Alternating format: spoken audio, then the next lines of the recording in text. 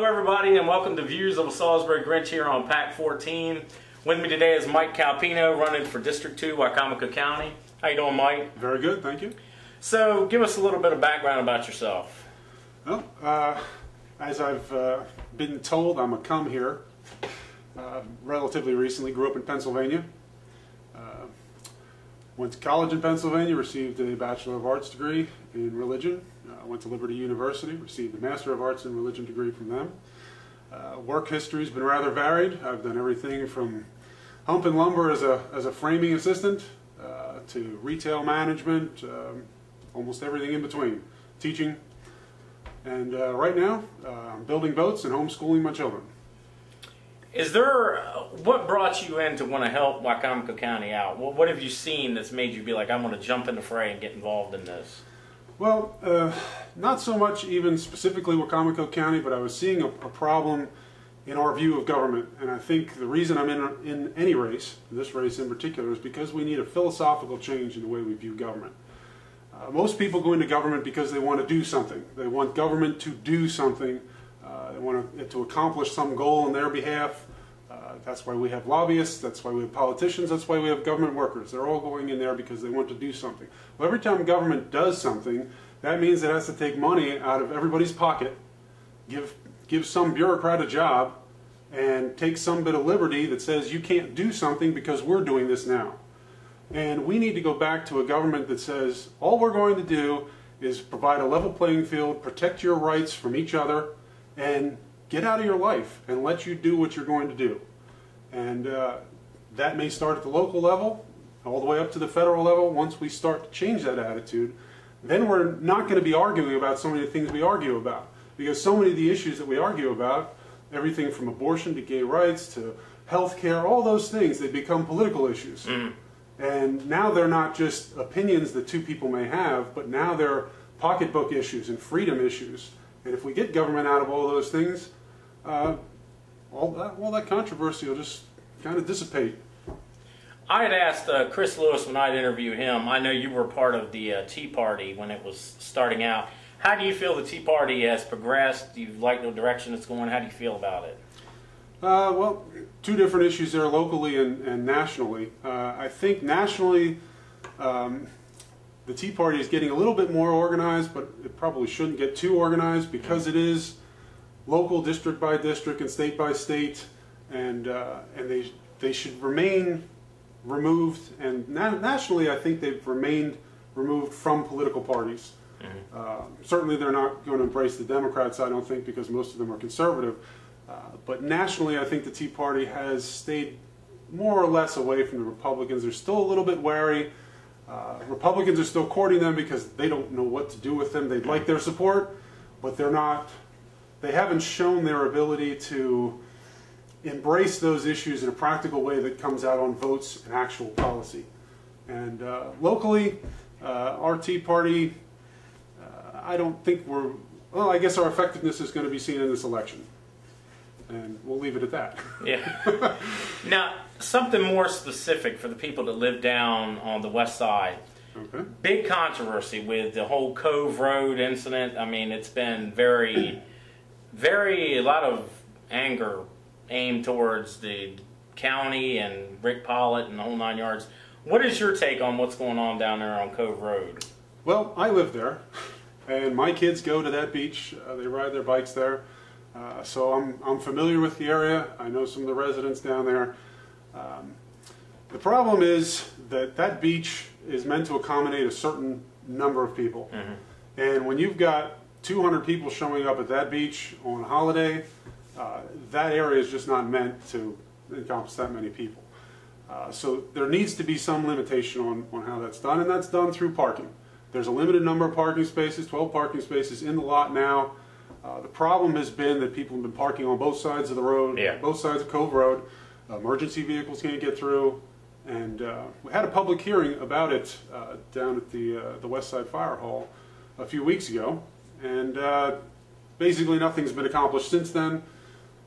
My take on it is that if we don't want to keep the residents out. First of all, the county shouldn't have ever advertised it. Yeah. That was a major problem. That's what brought a lot of people down there. Because most of the years that I've lived down there, there hasn't been that problem. But since folks have now found out about our little secret down there on the west side, to keep people from parking on both sides, especially for the residents that live on the one side, you've got to put up the no parking signs, and you got to put some teeth in it. It's got to be a towaway zone, because when your car, if you get a $25 ticket, you know, big deal. You play the odds. If you get a $200 towing fine and your car ends up in Salisbury and you have to figure out how to go get it, you're not going to do it again. So we need to put up the signs, make it a towaway zone, and enforce it. Allow maybe a few more people to park along the other side where they're not blocking anybody's driveway, and that pretty much solved the problem, I think, because we don't want a whole lot. I mean, there were calls for closing the whole beach and you know, shutting the whole thing down. You know, we like our area down there. We like the beaches that we have, and you know, we're the folks that want government to stay out of what we do. We'd like to take care of it on our own. So just give us that little help every now and then, and let us handle it. Have there been any other issues down Nanticoke Road vicinity that people have come up to you about, or is that, you know? Just the basic ones. I mean, I hear about taxes all the time. You know, we live in a high-tax state, in a very high-tax county, in a high-tax state, and folks want to know where their money's going, especially when they're not getting the response from their government that they pay for. So there's taxes. We don't have a high-crime area down there. You know, we have, you know, some teenagers that make trouble. We brought that up at the meeting as well, but that's more of a criminal justice, juvenile justice thing, and you know, there's not a whole lot we can do about that at our level. But you know, the taxes. You know, we in the county, you know, looking at the budget over the last few years, you know, in 2006 we spent $108 million, which is a lot of money. But in 2008 we were up to 126. 2 years, 15%. Now over 10 years, the last 10 years, Wicomico County median income went up about $1,000 or 2%. All of a sudden the county's spending all this extra money, and now we come to this year, or this past year, and we have a $22 million shortfall. Well, if we would have spent the $19 million that we probably didn't need to spend, we would have a $22 million shortfall. We'd only have a couple $1 million in shortfall. Where's all that money going? I can't believe that Rick Pollitt's office spent $19 million on itself. You know, we ended up with a whole lot of things that we don't even know where it went, because in 2006 you weren't having public meetings where the library was closing a day and cutting its hours. You know, the happy timers, they were happy still. You know, the kids were playing soccer and getting their activities. All those things were happening in 2006 with $108 million. But now we've had to cut all those things out, and people worried about losing things because whatever we spent that extra $19 million on, we're not willing to cut that, so we're going back to other things that people actually care about. I did see in the paper that you were you wanted to help the tax differential and help people in the city. What was your reasoning behind wanting to work on that issue? It was a basic fairness issue, and the reasons that the county gave for taking the money and putting it into the school system didn't make a whole lot of sense.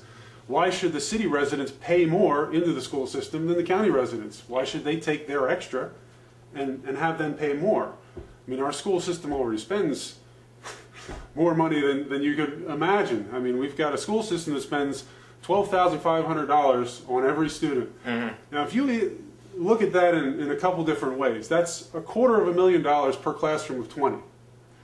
You pay your teacher $50,000, that's $200,000 in overhead. Where's all that money going? You've got private schools in the area that educate kids for half as much.